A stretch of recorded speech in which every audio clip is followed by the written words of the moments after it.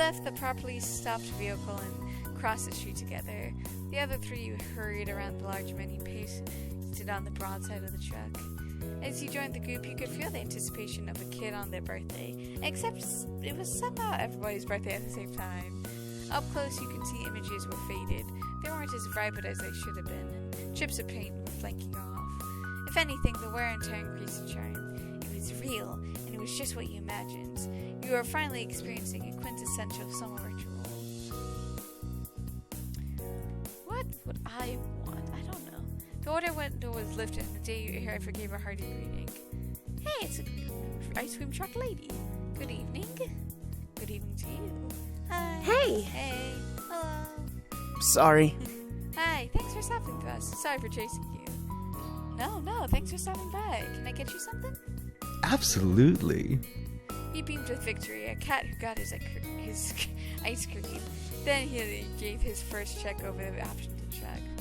However, we do require moments. Of course, no problem. Take your time. That started the great ice cream discussion. Ice cream was a serious business and great consideration. Miranda was... there's some stuff on the bottom. Miranda was firmly in the camp of actual ice cream options, making the valid point he'd come for ice cream. Terry wasn't convinced. Neither was Cove. Getting ice cream obviously didn't mean he didn't actually have to get ice cream. Anything from the truck counted. The debate had ended with no agreed-on winner. Everyone just got what they wanted. Hi again. I'd like a coconut popsicle. Sure, let me get that for you. She reached over into the freezer and pulled out the first of the treats. She handed off to Cove and he passed her some cash. I'll have one of those snow cones. Um, Can I get a chocolate-dipped ice cream cone, please? The D4? They both received their treats, paid, and stepped away to clear the way. You decided to... there's so many... oh, God, there's so many options. Definitely not grape. Don't want... strawberry popsicle's good. I don't like coconut. Chocolate cream, interesting. Strawberry cream popsicle, interesting. Orange cream, Two sandwiches is good. Ice cream cone. Chocolate dipped ice cream cone. Cartoon based popsicle. Ice cream. What the heck is an ice cream taco? I don't know. I think I'm gonna go with an ice cream sundae cup. Baxter, meanwhile, hadn't finished staring at the menu. With intense scrutiny, his eyes went over the rows of advertised frosty desserts long after everyone had already had theirs. It was getting awkward, especially for the lady in the truck who would be stuck there until you finally got around to ordering something. Terry tried to break the ice cream and cracked a joke. Just get what Luna got. The ice cream is totally white and the chocolate sauce is almost black. She found that to be a side splitter and didn't even make a dent in Baxter's rear. The world around him was just so lost to the palace of mind. Baxter? So no action. New strategy was needed. Terry stuck a hand right in front of his face, cutting him off from the pictures of Olive, taking all of his attention. He blinked, and the spell of Olive's tantalizing treats was broken. I'm sorry. Oh, I'm sorry. Is something the matter? That's why I wanted to ask you. You've been quiet for a while. Yes, I have been. Baxter put his hand to his chin and propped up his hip to one side. The focus that had been so sent on the truck is now set upon the rest of you. With that pose in his already eccentric style, Baxter looked like the side character in a cartoon mystery game. One who is definitely not the criminal, but still needed to be cross-examined for important details. My problem is, I'm sure if I should get a dessert that's my usual taste. If I do, I'll be certain to enjoy what comes from the ice cream truck. That'd be nice. But on the other hand, this may only happen once, so perhaps it would be more boring to get something new, an option that would be challenging to find in a common store. Which will add more to my experience, indulgence or novelty. I want to make the right choice.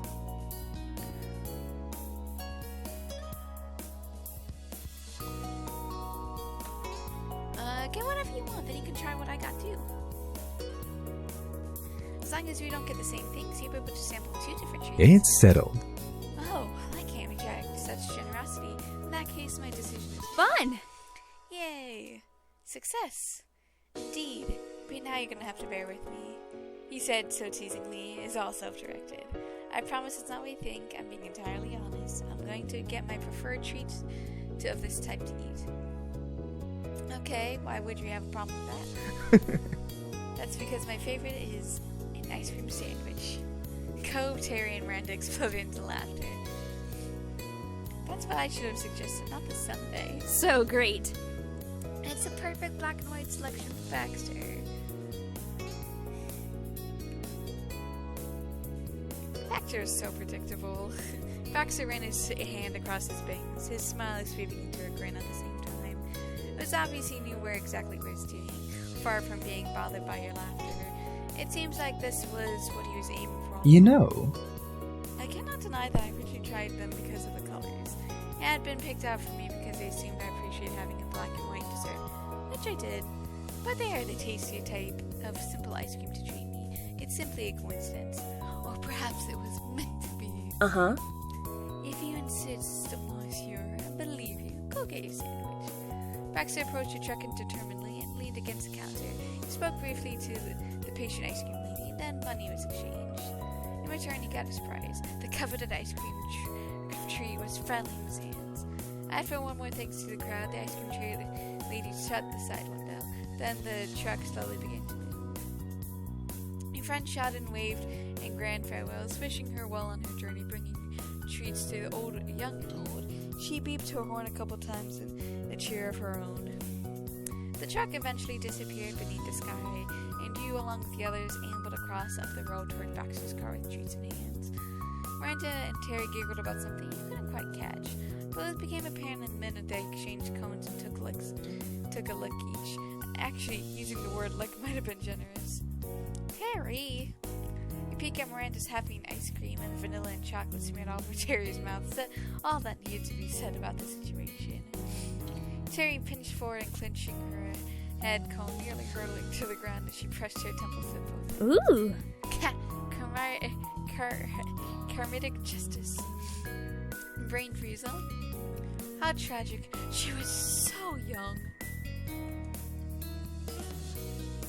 Cove looked to the sky and shrugged. Oh well. You elbowed him in the ribs and he ran staggering off, clutching the most grievous wound. Then Cove pinched the edge of his popsicle stick, waving it up like an accusatory finger in Terry's direction before taking a bite off the top. The grin was immediate on his face the minute he crouched down on it. Golden for sure, had returned. Luckily, both Cove and Terry made a full recoveries after a minute. Cove gently bumped his shoulder into yours. Hey yourself. He was the one who approached you, yet his eyes didn't meet yours. Instead, they were sharply focused on the dessert clasped in your hands. His blue eyes finally met yours in a single fluid motion. The look was fleeting. Cove was never good at hiding what he wanted. Then again, he never really made a point of trying to be. His mouth didn't even need to voice the intention, the desperation, but still did. Can I try some of yours?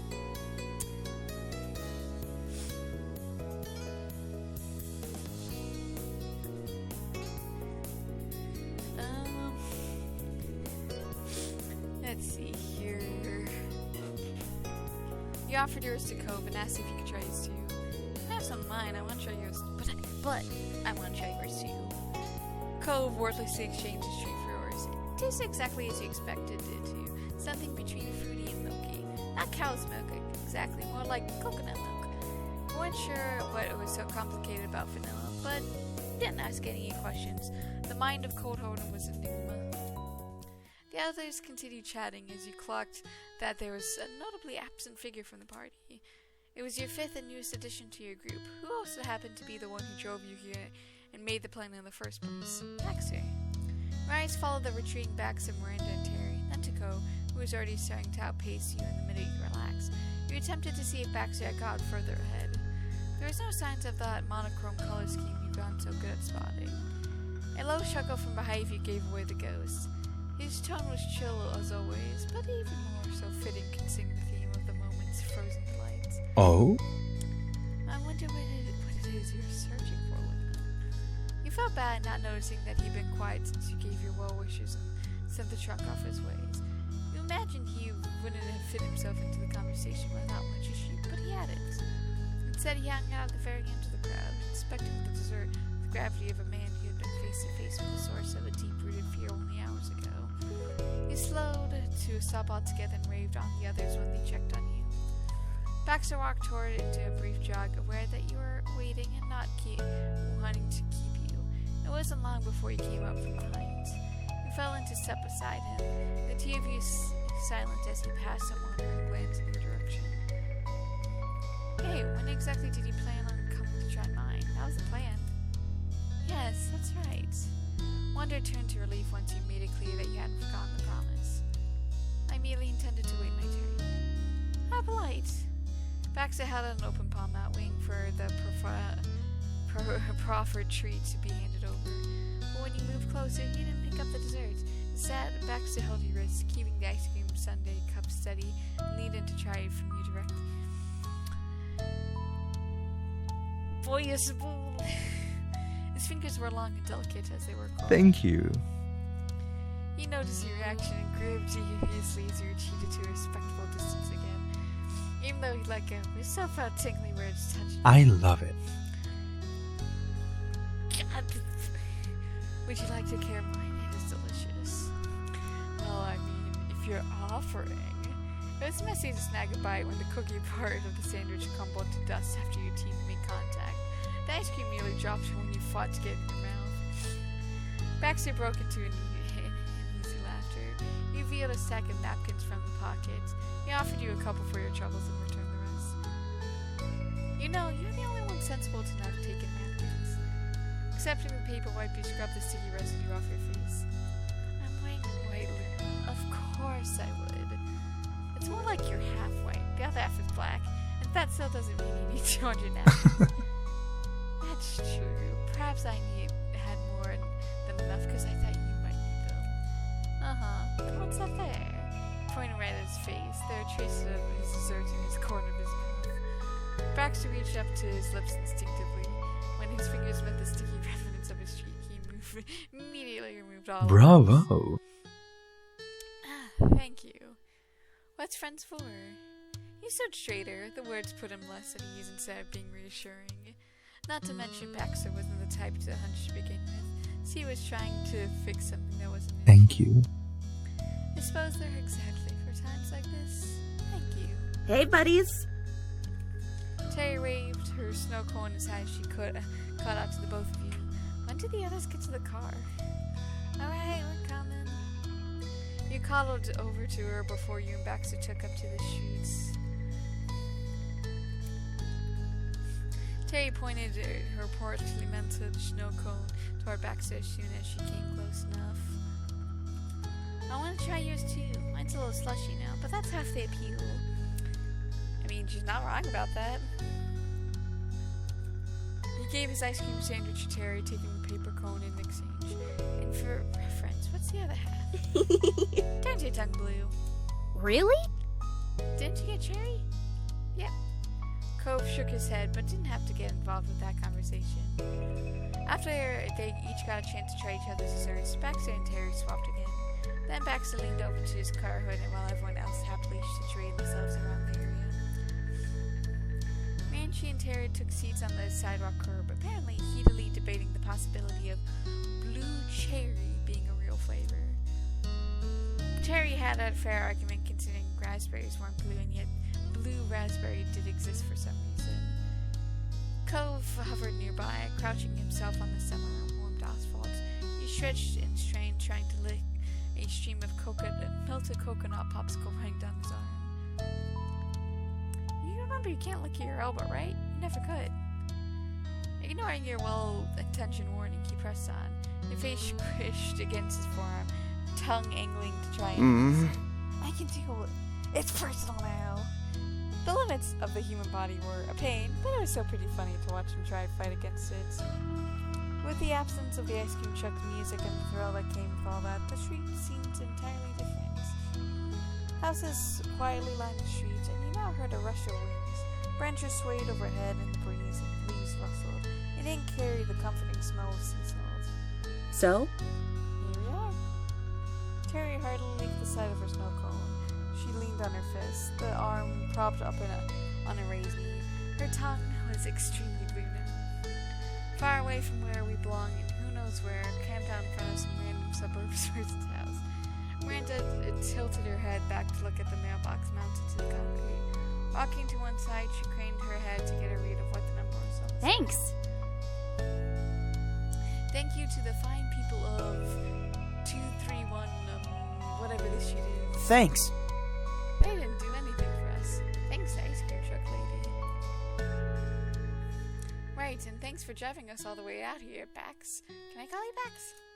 Before you can answer, Terry sucked in a little bit of air and waved it out. Nah. Yeah, that's alright. I'll work on it. Baxter chuckled, taking another bite of his sandwich. There's no need to thank me. It's exactly what I wanted to do.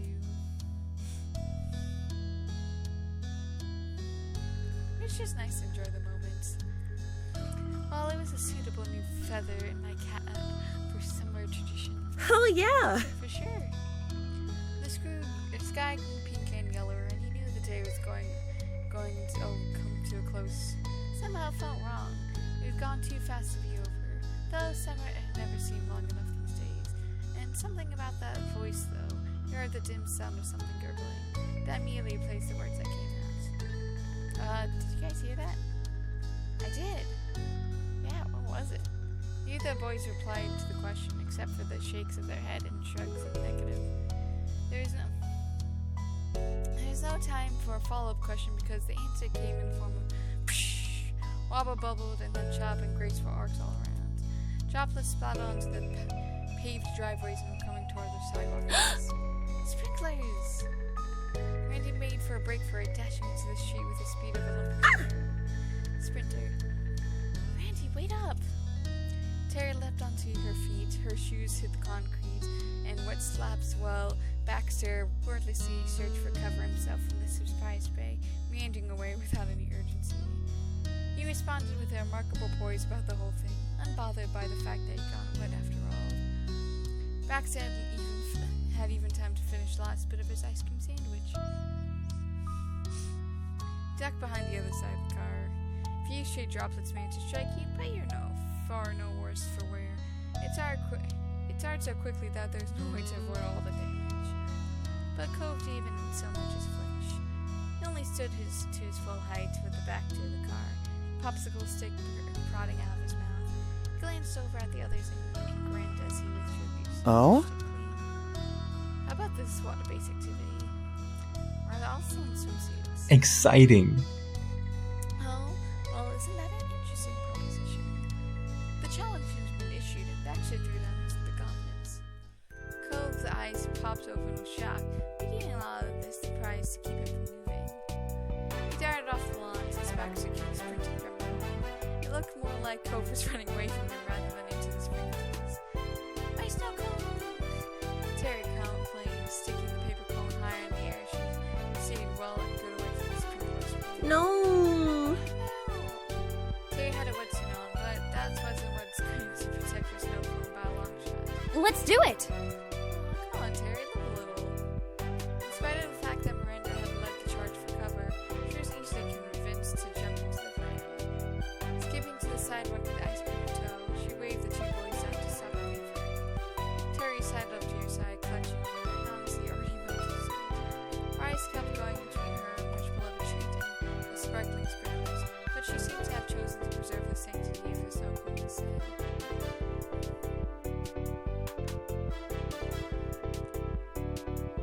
You guys go on ahead. As you encouraged the others to go on, Terry clapped on your shoulder in approval. We'll support you from here, buds. Might not have been a priority for you to go running through the sprinklers with everyone else, but Terry did say you guys were going to support them from the sidelines. Provide a light sports commentary on the scene. How did they do it during the golf tournaments Liz used to force your entire family to watch? Touching a finger to your ear, leaned over to Terry conspiratorially. We are coming in from whatever street where it appears three of our best athletes are attempting the sprinkler waltz. She stares back at you blankly before the realizing finally struck her. Right. Mimicking you, she slapped a hand over the side of her head and spoke into her snow cone / microphone. Uh-huh. I see our first round lead. Cove holding and starting strong with a slide against the grass. Oh, but he shifted his weight from his foot to his ankle. It'll be hard to recover from, but we'll see if we can stick the landing. Cove ended up tumbling head over heels into the ground and tears back in the fall. Are you okay, Cove? Cove hauled himself up from the grass, rubbing it at his face before calling out. Alright. What a shame. talking to Terry about how much longer those sprinklers are going to go already, he heard Randy cry on the surprise. She was covering her mouth and held what remained of her crumbling sugar bowl. The ice cream had fallen and abandoned into the grass. It was one thing to have game ice cream, but it was another to have it fell to the ground altogether. Everyone stopped except for the sprinklers on the backs of Force Pass and Terry Brook. Terry was gone from your side before you even blinked. She dashed straight toward Randy like someone who lived for television. She stood up across the grass until she could get a leg up. On one knee, she lifted her snow cone, which wasn't much of a snow cone at this point, up as an offering. When will you do me the grand honor? Oh. Randy lit up brighter than any star, giggling as she wiped the last streak of ice cream from her fingers. She took the offered snow cone and darted her phone forward as she smiled softly to her. Terry bounced up from the ground, dusting off what grass had her ears and so true. You know, it was just ice cream. I would have survived. Terry was aghast, her hands at her clavius before she reached out the front. Alright. I'm taking it back then. Nope, you already gave it to me. Cove's eyes met yours as he turned in the direction of the boys, and he smiled, shrugging as if to say he didn't know what to do either. The two already invested in this new kind game of keep away until Cove silver right out of their hands, only to immediately be dog-pawed by both. As he turned to search for Baxter to see if he was going to join the fray, he was distracted. His attention was squarely fixed on Miranda and Terry, watching as they argued about whose snow cone it was, and if Cove had really had a stake in the matter. He hummed his chin with consideration before his brown eyes met yours, and the thoughtful expression gave him a very light smile. He chuckled, gesturing to them, and gave you a look to ask if this was difficult, to answer which you friendly provided a thumbs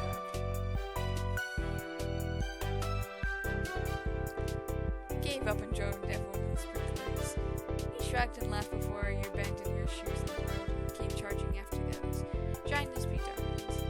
Hey, nice job. I'm on it. For Auntie, anything. Terry beamed to reply, elbowing Cove in the ribs before the sun hiss of another sprinkler was rising from the earthly tone, reminded her of where they were. Randy shotgunned the rest of Terry's notebook. A champion was born. Terry responded by crushing the Quaker cone against her forehead. To Miranda's delight, though she did get some of the syrup in her eye. And it wasn't long before the interlude was forgotten, dashing and leaping resumed in life. But all good things must come to an end. Eventually the sprinklers retreated into the ground, and all that remained of the celebration was 5 dripping young adults. Boo! I was just getting started. Should have gone longer. Honestly, I think it went on a really long time for being a bunch of sprinklers. The sun was situated almost perfectly halfway below the horizon. It was probably about time to call it quits for the day. Actually, you were really sure to call it when another breeze swept by and caught on the now soaked and very cold fabric of your clothes. Shivering in your place, you watched as Terry and Miranda immediately found each other again, the girls clinging desperately to each other for warmth. Cove tugged on the hem of his shirt, pinching away from his body before allowing it to fall backward in the wet slab. I probably should have taken this off before I went in. He promptly rectified that and took off his shirt, cheeks peeking with embarrassment when the girls took a breath from being cold to withhold it. Guys, I wasn't wearing such a beach. It's not for Dad. Cole wrung out the water before swinging his shirt over his shoulder and instead putting it on again. And before anyone starts saying anything, it's gonna be colder wearing that than not wearing it. Tell me about it. The damaged shoe shirt was bad for you as it was for him. He took it off. Be more comfortable in carrying it than wearing it at that point. I do regret that we did not bring our towels. He ambled to the road and picked it off his abandoned shirt. Baxter then returned to his car side, as did the entire gang. I must confess, I don't find it nearly as cold as it seems to. Would any of you care to use this? His eyes met yours and Baxter offered his shirt up by its collar. Silently took the shirt from his hands. You draped his shirt over your shoulders like a blanket. It didn't quite fit you quite right. The fabric was thin, so it soaked up whatever water was still on you. But when you pinched the front of it closed, it kept out the wind better, and that was enough.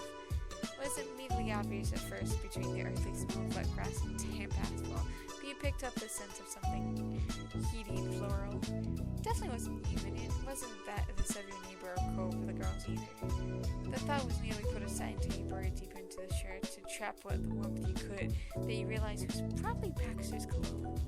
To the side, Terry and Miranda remained linked. Their arms were practically knocking into each other. You couldn't pry them apart with the crowbar if you tried. That had to be effective.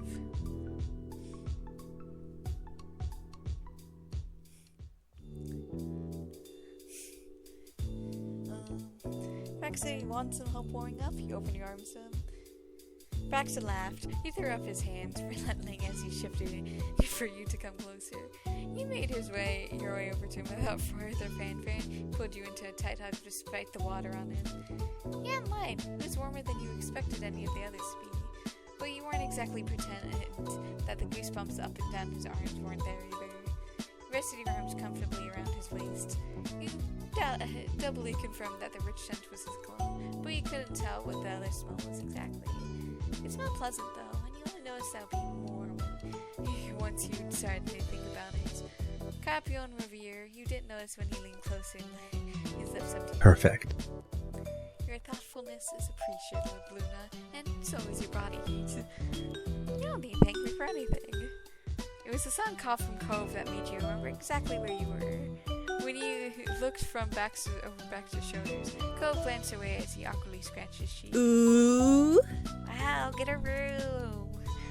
Baxter's chest rumbled with a small low laugh, nodding agreement as he released you from his embrace. He did, however, allow his arms to settle comfortably around your shoulders. Baxter's then gave the group a once-over. Miranda and Terry were still chattering their teeth, and Cove, in spite of his claims to the contrary, wasn't doing too hot either. It would be no trouble if we were to turn now, and I truly don't mind if a car gets wet. Randy and Terry vehemently and loudly disagree with the suggestion.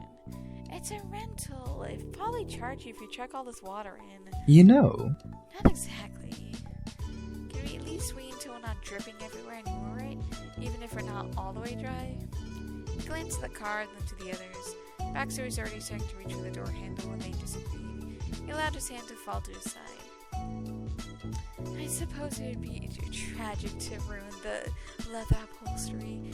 Thank you. It is kind of you to be so considerate. In that case... I am certain my acquaintance will appreciate it. Terry mouthed acquaintance to Miranda, and over to you, only to be met with an equally confused shrug from her, and knowing a chuckle by you. Cove shook his head until water started flying from his hair. It splattered against the side of the car, already wet from the sprinklers from earlier. Hey, Cove. If it's fine with Baxter, then we can stay a little while longer. Absolutely. Staying longer didn't mean staying still, though. You and the others walked down the sidewalk, sandals and shoes scrunching the residue wetness as you made your way throughout the neighborhood. The neighborhood, but not your neighborhood. So... It's weird that it doesn't smell like the ocean. Cove's nose crinkled as your head perked up. He smiled as if to confirm you two had been on the same page the minute he even mentioned it. Oh, yes. I find the sounds of long caboose rather relaxing personally. Huh? Okay.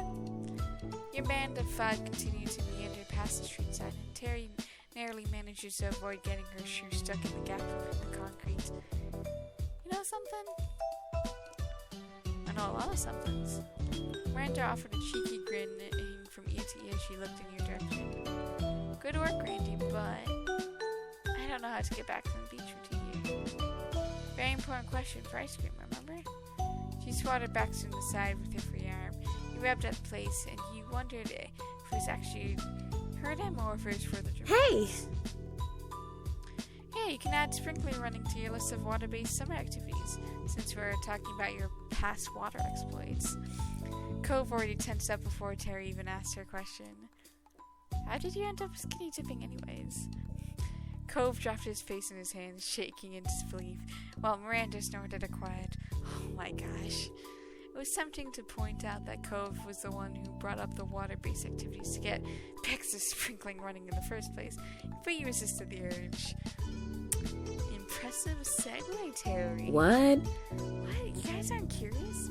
I'm just asking what we're all thinking. The people want to know. I'm the people. You wouldn't have been obvious if you responded at all if it wasn't for the slight pressure against your shoulder. Baxter gave a half shrug with his free arm. It's not as nearly as intriguing as it might have Honestly. been. I believe it was about 3 years ago. I was vacationing at a lake cabin and was dared by those in my company. A dare? A tale as old as time. I believe it was around midnight and the water was freezing, but did make for a memorable trip. As I said, it wasn't a particularly remarkable story. When you heard the sparse details, it was easy to believe. That seemed exactly like the kind of thing Baxter would do. It may be accommodating, but the minute that Cove challenged him to something, it was Now. more remarkable was today's adventure, I wager. It's not every day that I am able to go running through sprinklers or chase an ice cream truck across the city, much less with such delightful company. Oh, you. Terry let one hand go daintily. Her opposite was one covered her mouth as she acted like one of the many old ladies you could find around Sunset Bird. Baxter didn't reply, gaze now fixated on the sidewalk in front of him as they all continued ahead, one square of concrete after another. No, truly, remind me I'm not nearly as old as I might sound. He grazed the back of his neck with his hand, holding it there. Then he stared up at the sky, but it was clear he wasn't staring at the clouds. He was searching for something in the past that wasn't there anymore. Yet, the last time I've done anything of this nature was when I was a child, running with my old friends and causing havoc to our poor, unsuspecting town. Do you still keep in touch with the old friends? No. They grew apart. You could hear a pin drop in the pause he took. His eyes grew softer, the clarity of his brown eyes losing some of their luster as he continued. We were not so much for speaking even before I left for college. When your eyes met with the others, your own group of friends, you all frowned silently. For you and them, it seemed near impossible to imagine the possibility of losing touch. Talking and hanging out with those people was as natural as for you as it was to breathe. It wasn't the same for Baxter. Don't worry on my behalf, it was only natural. I would not have expected anything else. Those of you who are lucky to remain closer with your longest friends are lucky people indeed. Cove came to smile in mind, and you found yourself looking to him unconsciously.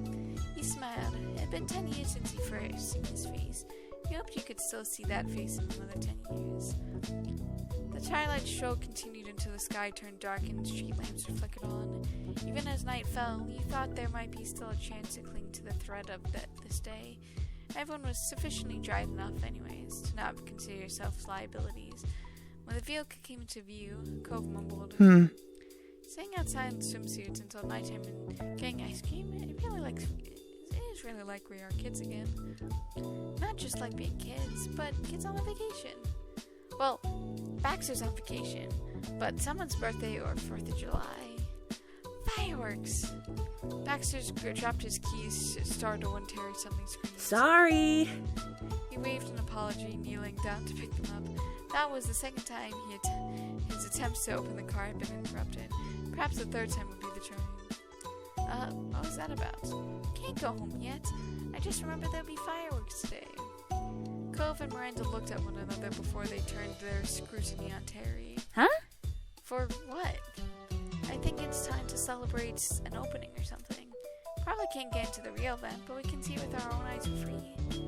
She made 2 circles with her hands, holding them up to the aforementioned eyes as she advanced closer to Cove, who would lightly push her back with the hands. They can't stop the public out from seeing explosions in the sky. Seriously?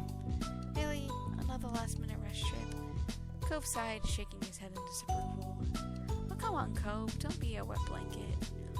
Terry rode him off, likely aware that Cove had not been being wet, turning to face you. Miranda and Baxter, the 3 that stood the way of her night, continuing for another hour or 2 more. So? What about you, Luna, Randy, Baxter? Want to see some fireworks? Terry continued on without waiting for an answer.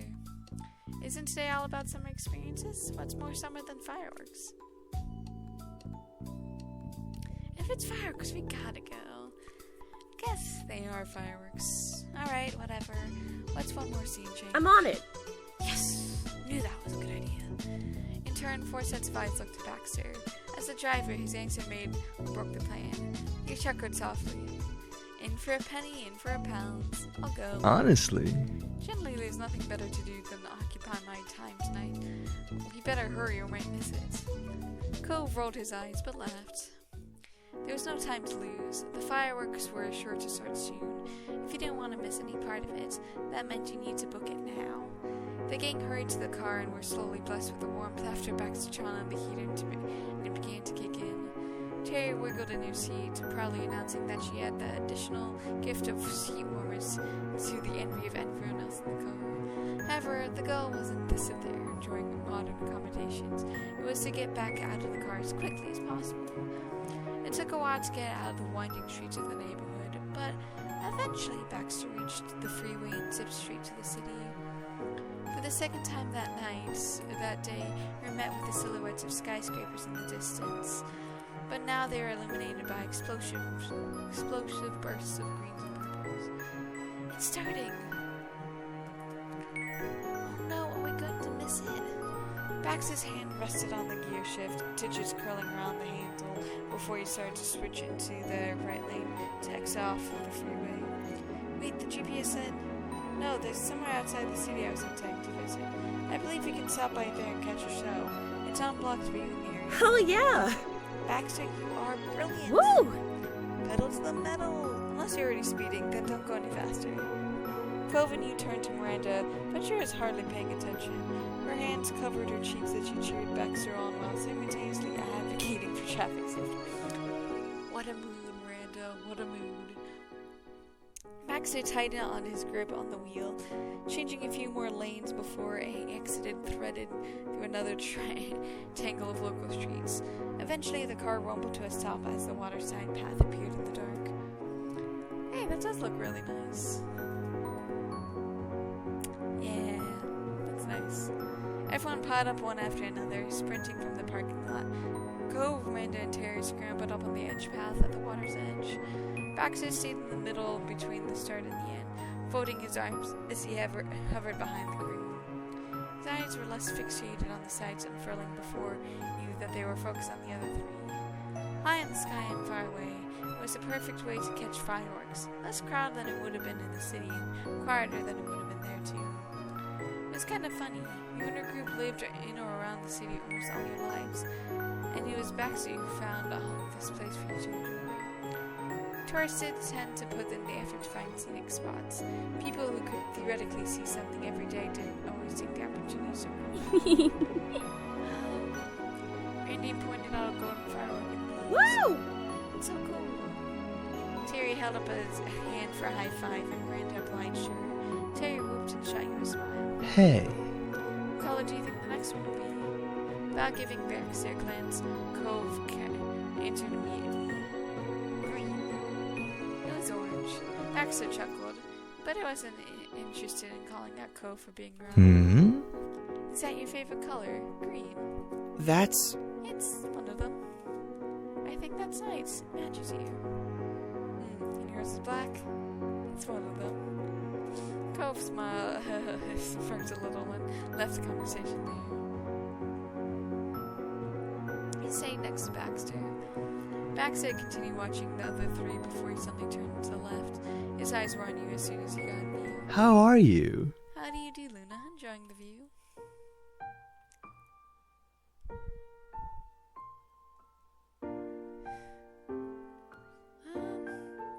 Honestly, I'm freezing. Would you prefer to watch in the car instead? You can turn on the heat again, it's no trouble. Thanks, I appreciate that. The odds had taken notice of your absence at the waterfront and had begun migrating the crowd further back. Baxter glanced over his shoulder when he noticed you staring at something behind him. He waved and jogged to the car's side. What's wrong? Is everything okay, and are you? Miranda's brows knit together with clear worry. You can head home if you're not. Yeah. It's no problem. They were sweet for worrying, but you shook your head. It wouldn't be right to make everyone go home because you didn't feel great. Don't worry about me. Go have fun away in the car. We're cool. Hey, no worries. You're stressed up. Still, despite your reassurance, Cove searches your eyes for any answers to the contrary. Do you want me to go with you? It's fine. You should go. You don't have to. It's okay. I don't have to, but I want to.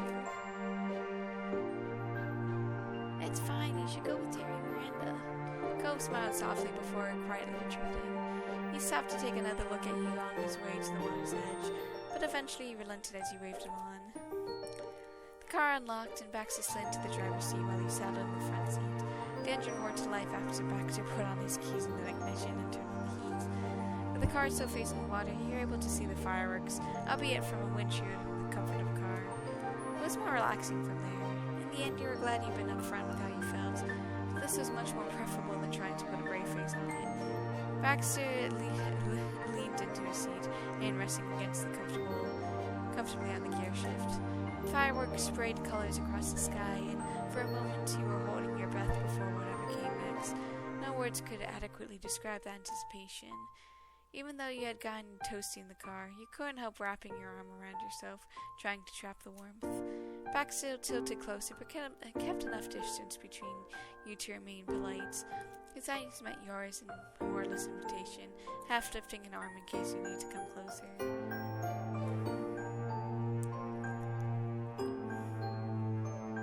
You snuggled up with him, sure. You slid into his arms, a puzzle piecing fitting in the right place.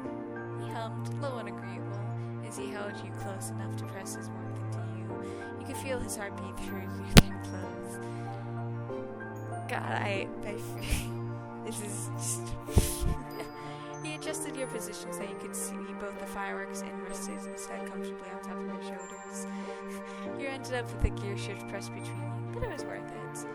Your eyes continued to search the sky when Baxter spoke up.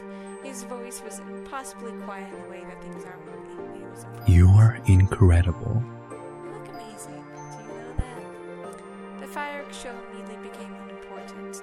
It might have all fizzled out into nothing as far as you've been aware.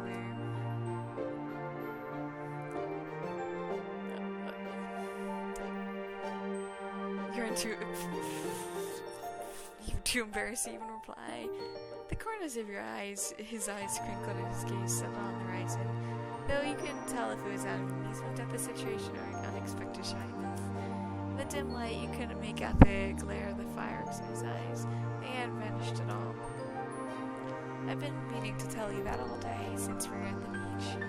We were talking side by side after the ice cream truck left, and in your bedroom. Oh, that moment in your bedroom. You came back in a rush. Been hoping he hadn't forgotten. It wasn't your intention to make him leave on such sour notes and only wanted to move past the discomfort. But the way he had looked at you now, you were certain he figured it all out and been too considerate to bring it up then. This whole time, Baxter had been waiting to opportunities. To be honest, it may surprise you that I'm not adept at picking my words. I care a great deal about what I say and that it makes the correct impression, yet I'm not always successful. My approach is off, really. Fortunately, even I could realize it wasn't the right moment to tell you that. Then we got here, and I thought this was what felt right. I hope I'm not wrong after all, but even if I am, the words are true all the same. so charming. You look amazing. And even after all that, I fear amazing does not adequately express what I think. How regrettable. Let's go for you. Lean into kisses. Sure. Why not? Because it's just... There was a few things on this earth that could truly embarrass Baxter, and this was not one of them. He even flinched your start to surprise when you presses your lips against his. Instead, his fingers grazed your cheek, soft enough to burn, and kissed in turn.